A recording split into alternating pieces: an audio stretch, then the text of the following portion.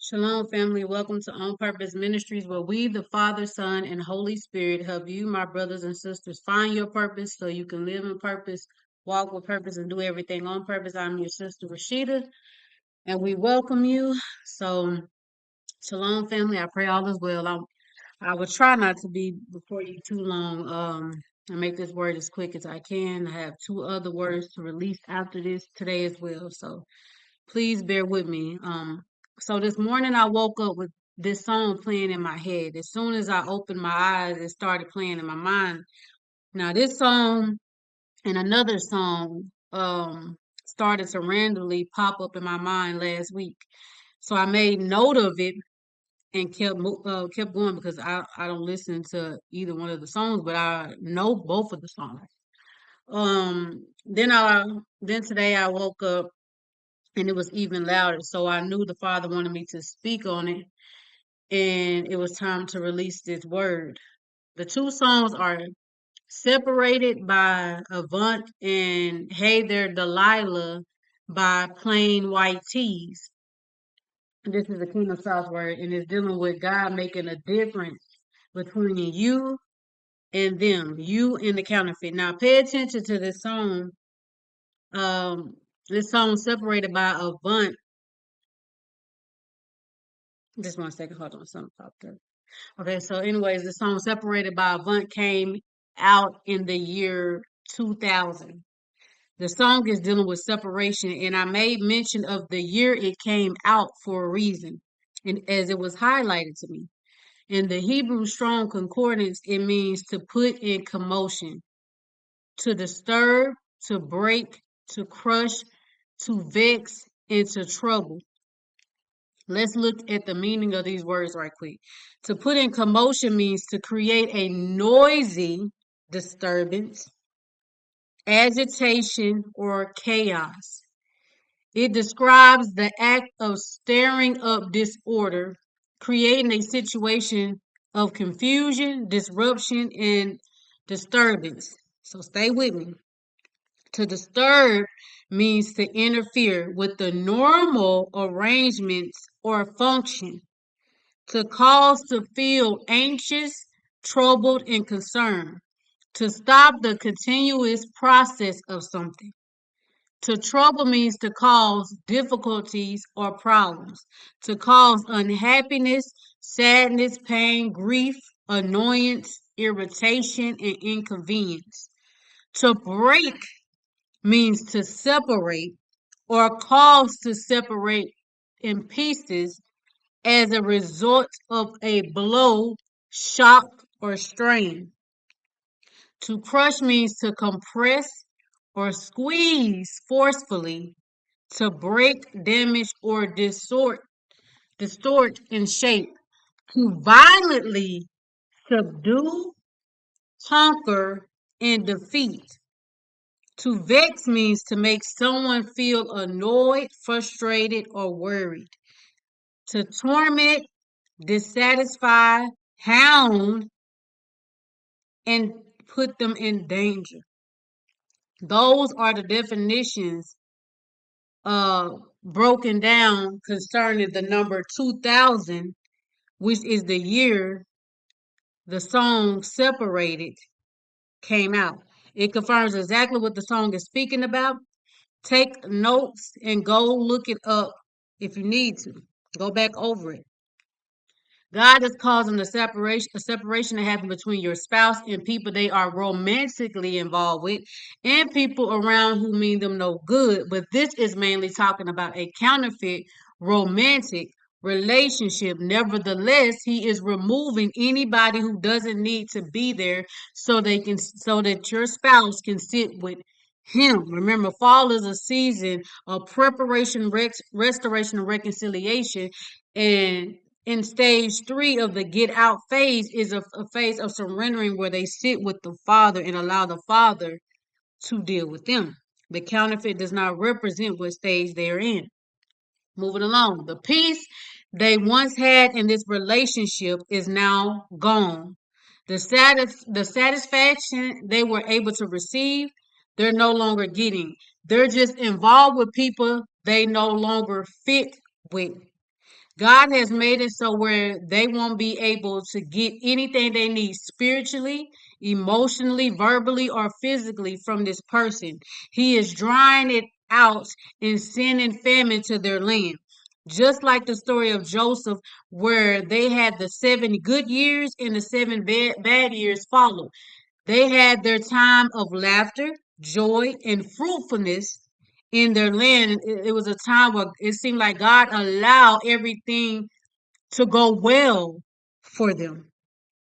And now God is dealing with them. He is bringing a drought to their land. He has been constantly showing me the number 34, which in Hebrews, strong concordance, 34 means in the sense of want, especially in feeling destitute, a beggar, needy, or a poor man. To be destitute means to be deprived, to be without the basic necessities of life. Some of them will be completely uh depleted, like the prodigal son who left out with everything he had, but returned with nothing to give but himself. He was brought to a low state, and that's how some of your spouses will be brought back. The Most High will give you instructions on how to assist them in cleaning them up. They will need to be polished so they can shine again. Look at how the prodigal son's father received him. He wasn't worried about what he did. His main concern was making sure his son felt welcome, to let him know he was glad to have him home no matter the condition he returned in. You have to get out of your mind that they will be perfect, that they will return perfect, that they will return all brand new. The changes that need to take place will happen with you.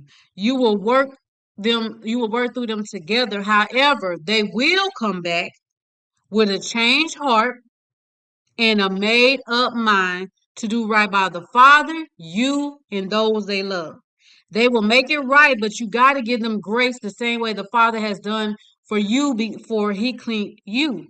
You recognize the problem, you address it how the Father instructs you to, and move accordingly.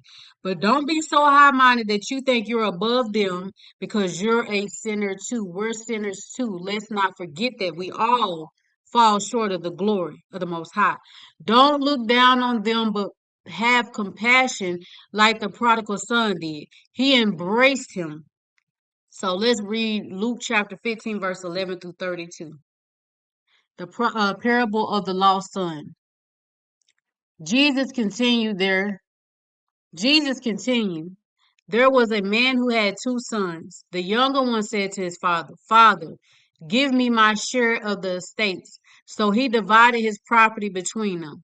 Not long after that, the younger son got together all he had, set off for a distant country, and these squandered his wealth in wild living.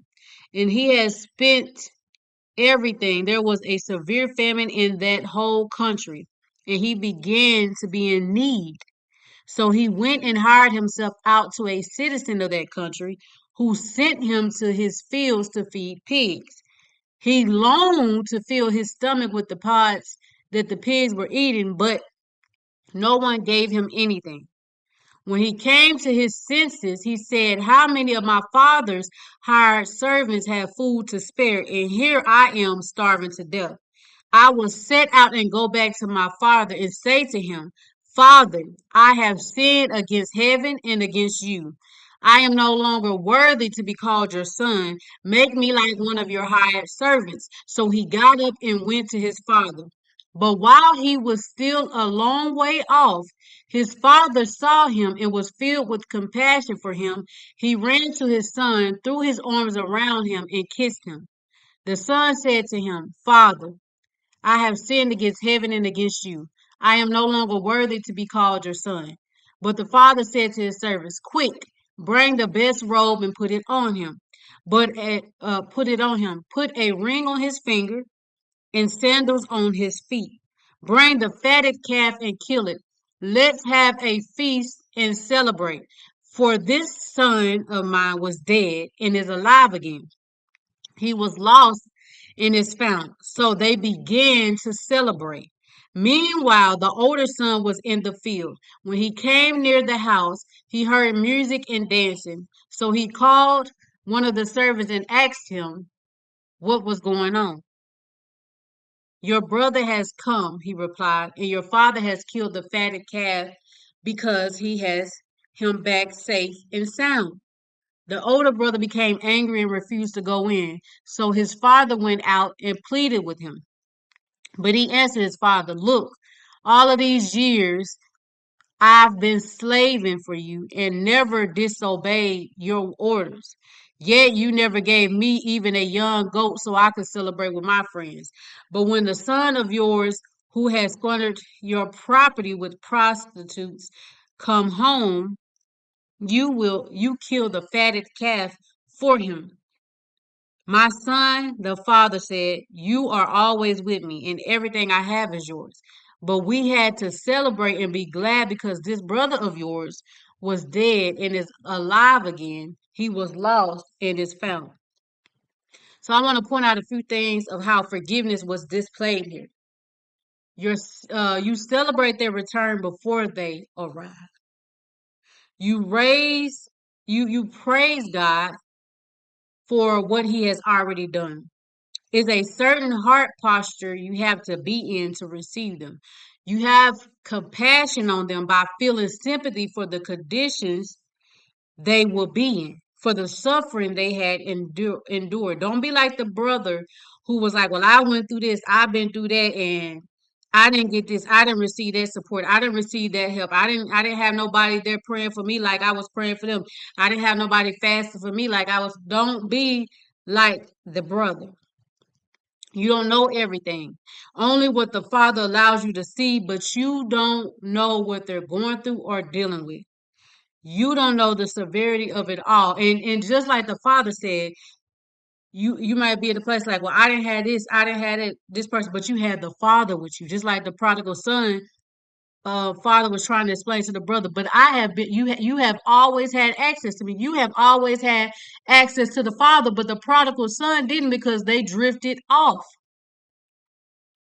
So you don't know the severity of it all, the lengths of trouble they went through just to return to the Father. You don't know what they have suffered with.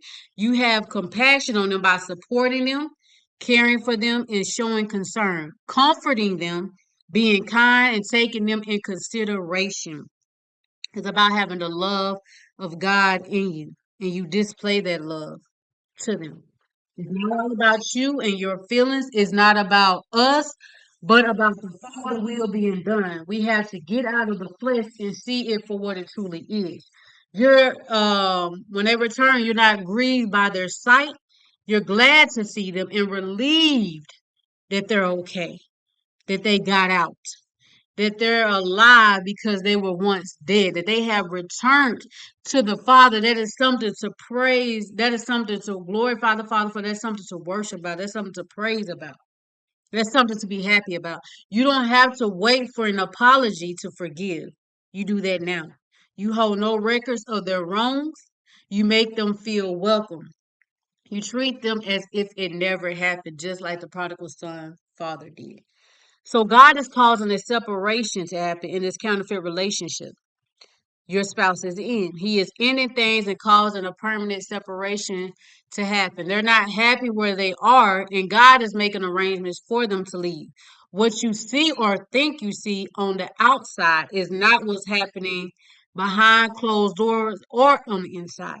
God is disturbing the peace, and it's nothing but chaos, confusion, and disruption happening in their lives. The land they were once in that was once fruitful is now barren, meaning it can't produce. It's unfruitful and unproductive. God is making it to where they have no reason to stay. It's not working anymore. The things they were once able to ignore and overlook has become so severe that it can no longer be tolerated. He is bringing them out his way, not yours. So let's take a look at the song breakdown, separated by one. And I'm only going to Speak on the parts that were highlighted to me. I'm going to quote the lyrics and speak on it as I go. So it starts with every time I see you, I get a bad vibe. Remember, God is disturbing their peace. The things they were once able to ignore, they can't any longer. There is no reason for them to stay around anymore.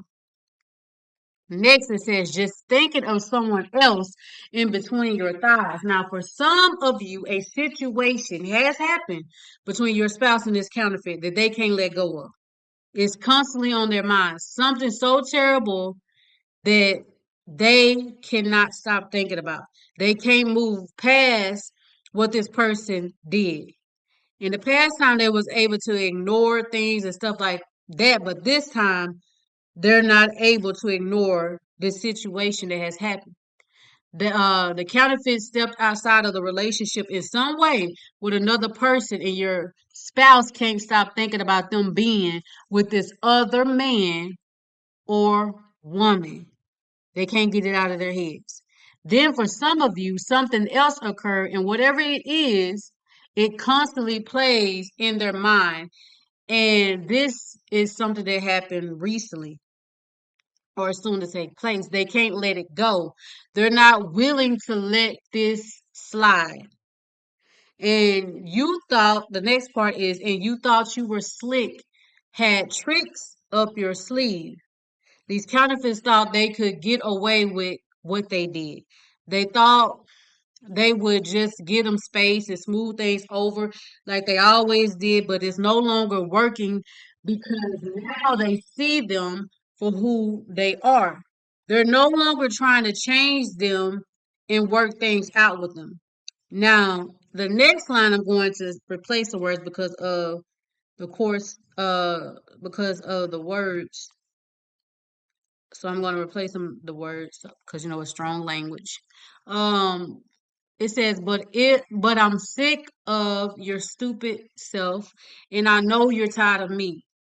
And they're at the place they're like, what are we doing? What are we're doing here? Clearly, this is not working. I'm tired of you, and I know you don't want to be with me.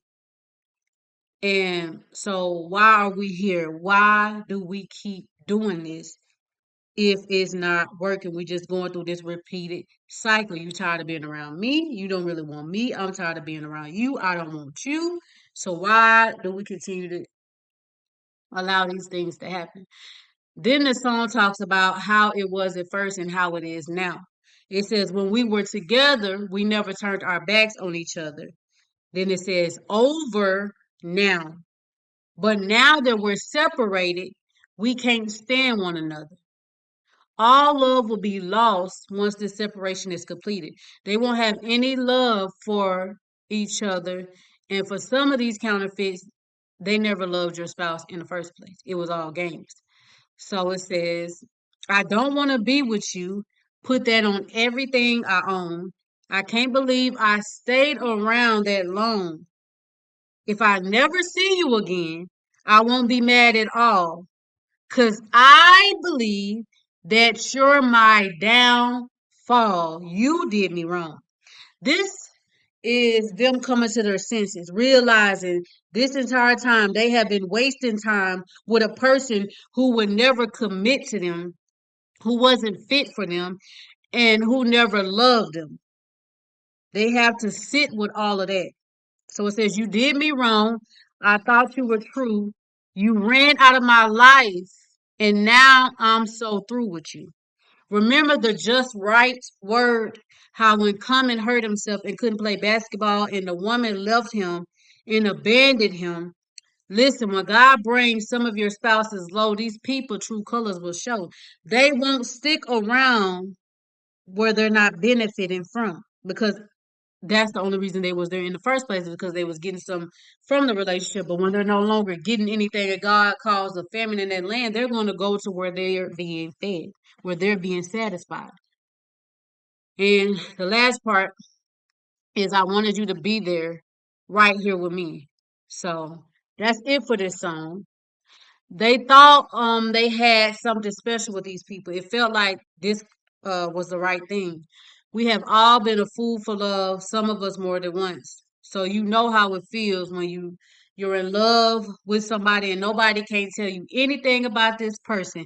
Your nose is wide open. That's how it was for them. A lot of manipulation, confusion, deception, and sorcery was used to capture their attention and wheel them on in. However, God is destroying it all. The land won't be fruitful anymore. It won't be able to produce anything. He is doing it with urgency. Now let's move on to the next part. This part is concerning you and how they have felt this entire time about you.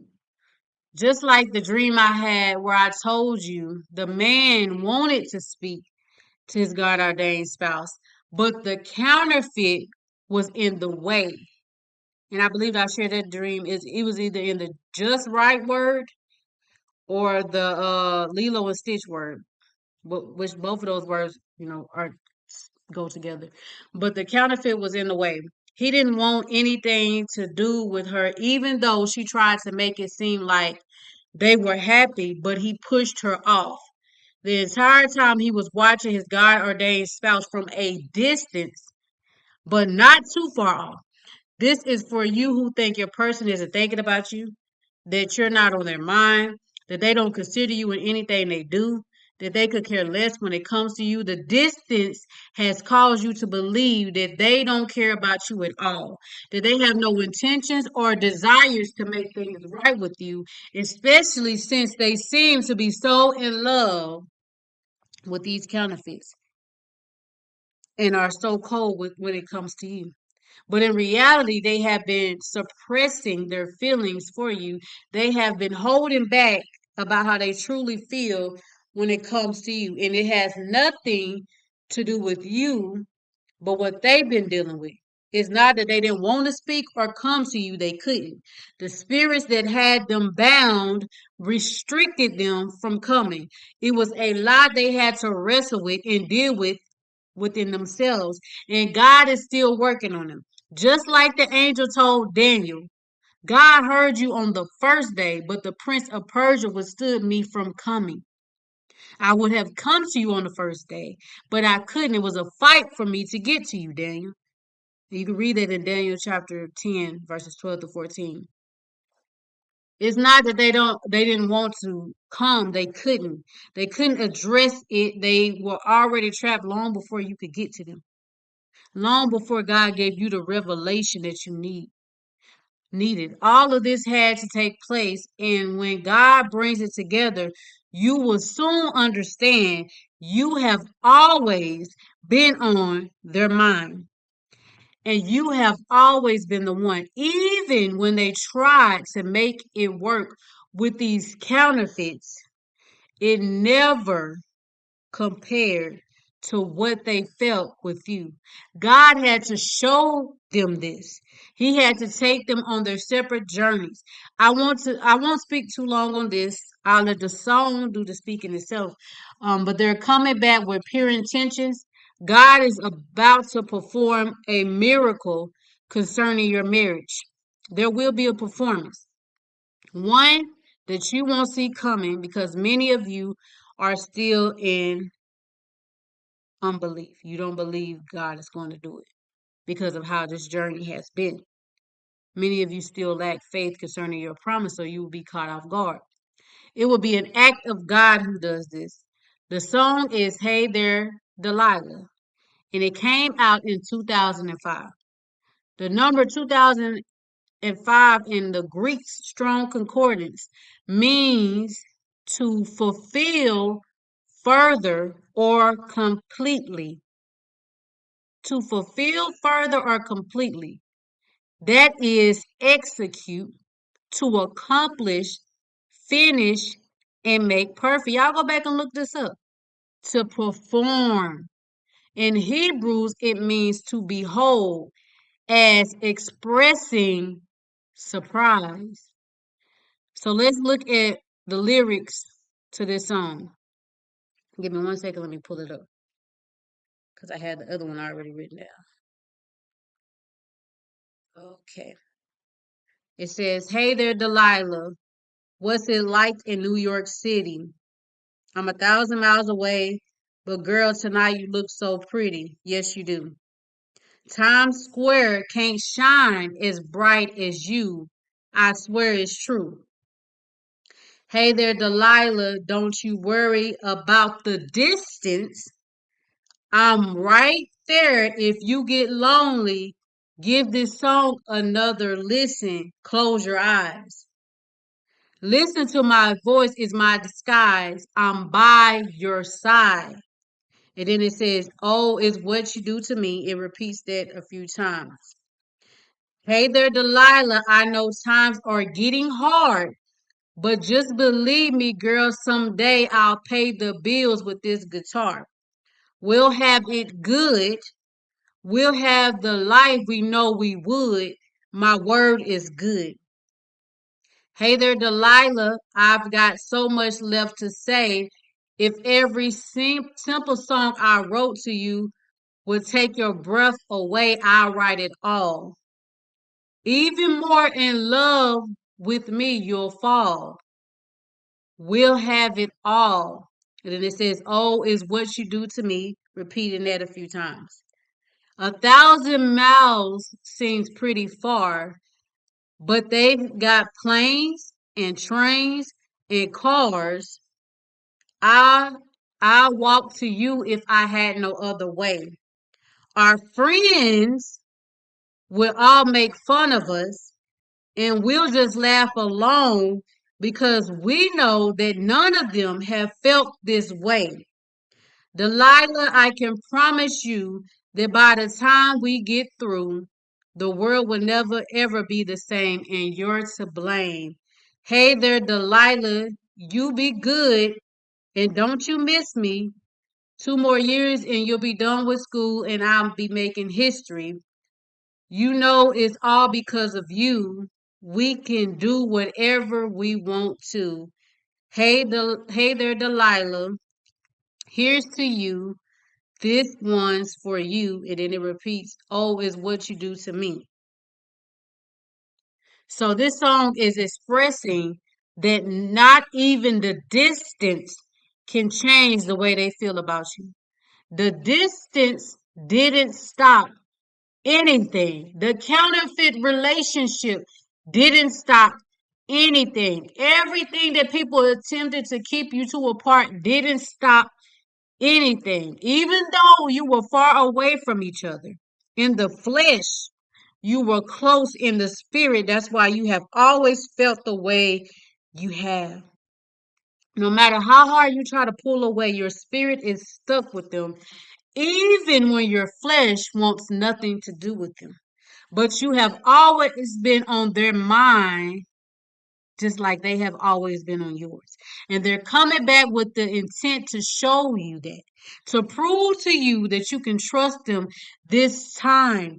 Even in the distance and silence, they were always watching you. Even when you thought they paid no attention to you, or had no way of getting to you because you may have blocked them on social media or whatever, changed your number, moved, whatever you thought that they was not aware of anything concerning you. They have always knew what you were up to. You're not the only one God gives dreams to. You're not the only one God talks to. You're not the only one God gives revelation to concerning this journey. If He is speaking to you about them, understand that He is speaking to them about you.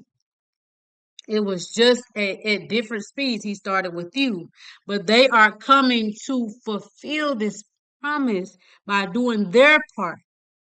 But there is going to be a performance concerning your marriage. But they're coming to do God's will, to stand by your side and to take this journey with you. Okay? So I just want to read what it means again. To fulfill further or completely, that is execute, to accomplish, finish, and make perfect, to perform. And it means to behold as expressing surprise. So that's it for this word, family. I pray it blesses whoever is for. Take everything back to the Father. You be strong and you be encouraged and you have a blessed day.